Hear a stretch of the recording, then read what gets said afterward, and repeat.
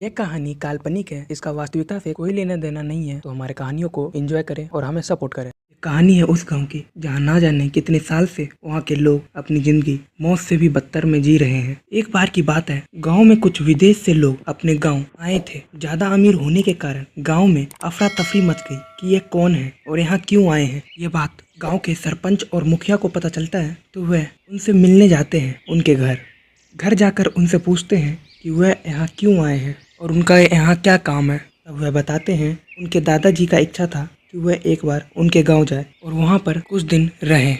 अगले दिन चोर गांव में चोरी करने के लिए आता है और वह अमीर आदमी के घर में घुस जाता है। वह घुसने के बाद वहाँ देखता है, वह देखकर सोच में पड़ जाता है कि यह कैसे हो सकता है। एक बार की बात है, उस गांव की एक पुरानी चुड़ैल जिसका नाम विजया था, उससे विदेशी लोग बात कर रहे थे और विजया वही थी। गांव के लोगों के नाक में दम मचा रखी थी और उन पर शासन करती थी और वह पूरे गांव को कब्रिस्तान बनाना चाहती थी। लेकिन उसका यह सपना पूरा नहीं होता है। गांव का सबसे पुराना पंडित प्रेमानंद दुनिया की सारी विधि में महारथी हासिल कर रखे थे। उसने ही चुड़ैल को कब्रिस्तान में बांध कर रखा था। तभी अब चोर ये सब सोच ही रहा था, तब विदेशी चोर को देख लेता है और उसे एक कमरे में बंद कर देता है और चुड़ैल वहाँ से गायब हो जाती है। फिर विदेशी चोर के पास जाता है और उससे पूछता है कि वह यहाँ क्या कर रहा है और क्यों आया है। चोर बताता है कि मैं यहाँ पे चोरी करने आया था। विदेशी शांत होकर चोर को देखता है। वह समझ जाता है कि चोर को यहाँ से नहीं छोड़ना चाहिए। अगर वह यहाँ से गया तो गाँव वालों को सारी बात बता देगा। वह चोर को एक कमरे में बंद करके वह दूसरे कमरे में चला जाता है। जब वह दूसरे कमरे से निकलता है तो एक अलग ही रूप में निकलता है। जब चोर देखता है तो वह एक तांत्रिक बनकर बाहर निकलता है। चोर को कुछ समझ नहीं आता है कि यहाँ पर क्या चल रहा है। तब चोर देखता है कि तांत्रिक कब्रिस्तान की ओर चला जा रहा है। तांत्रिक कब्रिस्तान में जाकर साड़ी चुड़ैल को बुलाता है और साड़ी चुड़ैल के साथ गांव पर कब्जा करने के लिए निकल जाता है और उधर से जैसे तैसे चोर भी भाग जाता है और गाँव वाले को विदेशी तांत्रिक के बारे में सब कुछ बता देता है। वह पंडित प्रेमानंद को भी बताने जाता है।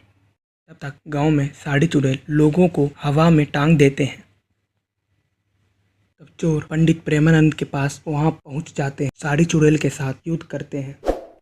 पंडित प्रेमानंद अकेले और उधर तरफ कभी खत्म न होने वाली चुड़ैल युद्ध खत्म होने का नाम ही नहीं ले रहा था। तब गांव के लोग अपने अपने घर से मिट्टी का तेल लाकर चुड़ैल के आसपास आग लगा देते हैं और चुड़ैलों की संख्या धीरे धीरे कर खत्म हो रही थी। लेकिन उनमें से कुछ चुड़ैल ऐसी थी जिसका नाश करना आसान बात नहीं था। उनमें से एक चुड़ैल चालाकी से पंडित जी को नीचे पटक देती है और उन्हें जमीन के अंदर दफन कर देती है और वह अब उस गांव पर चुड़ैलों का ही राज चलता है। कुछ साल बीतने के बाद लोगों के अंदर एक आज़ादी की लहर एक बार और जगती है और उनमें से कुछ चतुर लोग इस चीज़ का निर्णय लेते हैं कि हमें चुड़ैलों को इस गांव से भगाना ही है। और वह एक फैसला लेते हैं कि अब वह एक पंचायत करेंगे और वह पंचायत कब्रिस्तान में रखेंगे, जिससे चुड़ैलों को पता न चले कि हम उनको खत्म करने का योजना बना रहे हैं। पंचायत में मुखिया भी शामिल होते हैं। उधर वे लोग पंचायत करने चले जाते हैं। कब्रिस्तान में जाकर वे लोग पंचायत करते हैं। पंचायत में सब कुछ ठीक चल रहा था। कब्रिस्तान में सब कुछ ठीक चल रहा था। उन सब में बातचीत भी हो गई थी। उन सब ने अच्छी योजना बनाई थी कि चुड़ैल को कैसे हराना है। लेकिन उन्हें यह पता नहीं था कि कब्रिस्तान की साड़ी चुड़ैल उस दिन वहीं थी। उनमें से एक चुड़ैल ने उन लोगों को देख लिया। फिर चुड़ैलों को क्रोध आ जाता है और वह सारे गांव के लोगों को मार देती है और जो पंचायत करने आए थे उन्हें भी मार देती है। गांव बिल्कुल शांत हो जाता है और उस दिन से गांव की तरफ कोई भी व्यक्ति मुड़कर नहीं देखता है और गांव चुड़ैलों का घर बन जाता है। वहीं पर अपना डेरा बना लेती है।